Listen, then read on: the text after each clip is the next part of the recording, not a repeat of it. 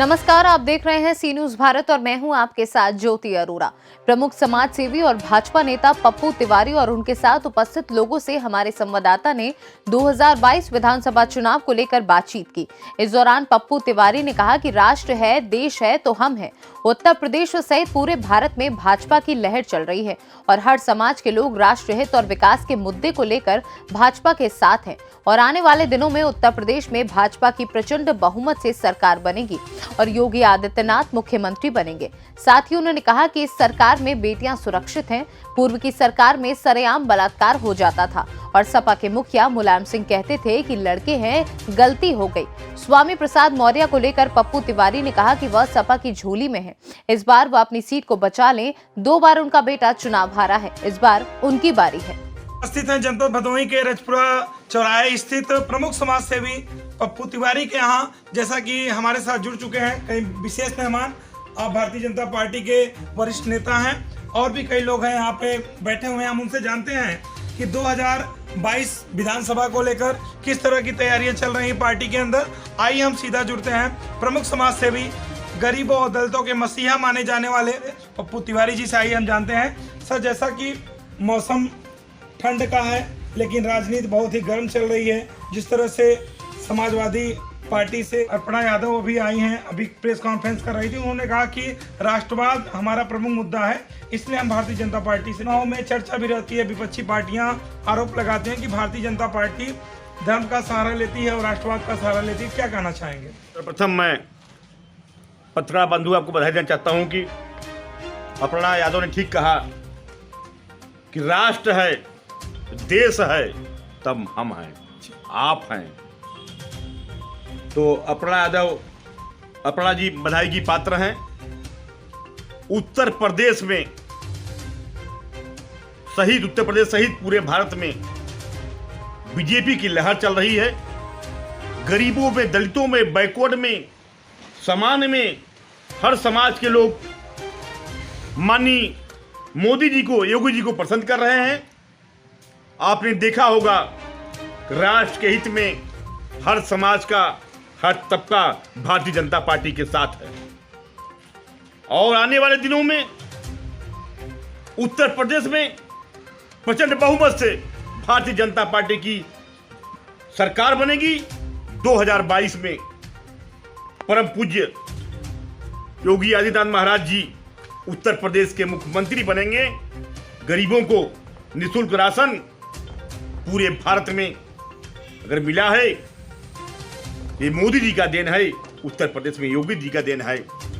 गरीबों को मुफ्त गैस चूल्हा मिला। आपने देखा होगा पहले माताएं बहनें हमारी लकड़ी पे, उकड़ी पे खाना बनाती थी, कुछ दिनों में आंख खराब हो जाया करता था, तो गैस चूल्हा मिला, मुफ्त राशन मिल रहा है। अब निगाह उठा के देख लीजिए, नगर के अंदर कल जहाँ पर झुग्गी थी, झोपड़ी थी, एक घर में एक नहीं 4 आवासें मिल रहे हैं। मैं विश्वास के साथ बता देना चाहता हूं कि प्रदेश में भी, भदोही जनपद में भी इस बार 3 सीट भारतीय जनता पार्टी की झोली में जाएगी। संतोष की जनती है, क्या कहना चाहेंगे? और भारतीय जनता पार्टी में जिस तरह से माफियाओं का, गुंडों का खात्मा हुआ है और अवैध जो निर्माण हुए थे उस पर बुलडोजर चला है, क्या कहना चाहेंगे? महिलाएं कितनी सुरक्षित हैं, बेटियां कितनी सुरक्षित हैं? इसके बारे में तो कहना क्या है। महिलाओं के बारे में लोगों ने देखा है कि पूर्व की सरकार में सरेआम बलात्कार हो जाया करता था और समाजवादी पार्टी के मुखिया बोलते थे मुलायम सिंह यादव कि लड़के हैं, गलती हो गई। तो आपने भी देखा, हमने भी देखा है कि समाजवादी पार्टी ने क्या किया है, बसपा ने क्या किया है, कांग्रेस ने क्या किया। स्वामी प्रसाद मौर्य जी ने अब तू समाजवादी पार्टी के झोली में है। तो बसपा के सहारे विधानसभा में जाके मंत्री बने थे। जब उन्हें मालूम हुआ कि हमारी नैया डूब गई है, भारतीय जनता पार्टी छोड़कर वह समाजवादी पार्टी में गए हैं। स्वामी प्रसाद मौर्य जी अपनी हैसियत में आ जाएंगे।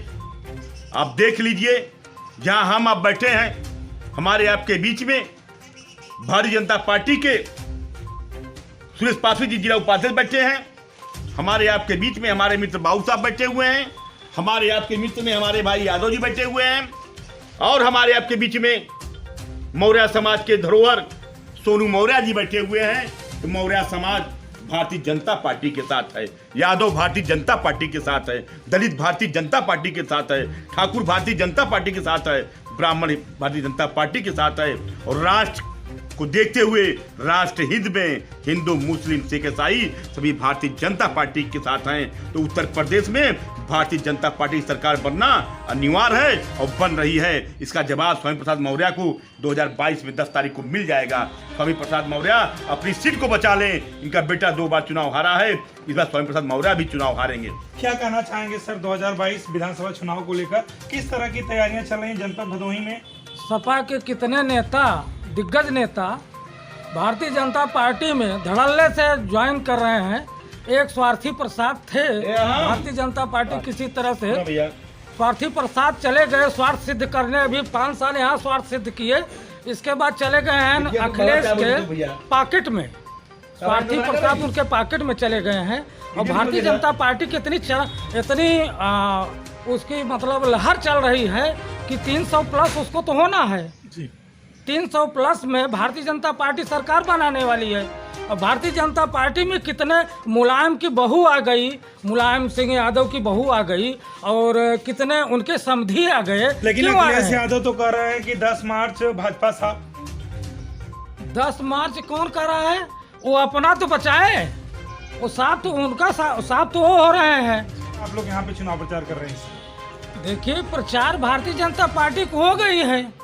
अनाज इतना मिल रहा है पब्लिक को, आवास इतना मिल गया, जो पब्लिक में जो ये नहीं चाहता था कि मैं अपने कमाई से मकान बना लूँगा कि नहीं बना पाऊँगा, वो आज बना लिया। वो सोचता था कि हमारा बच्चा कमाएगा तो मकान बनवाएगा, हम नहीं बनवा पाएंगे, और पता लगी उसका मकान बन गया, वो खुद मकान बना तो लिया।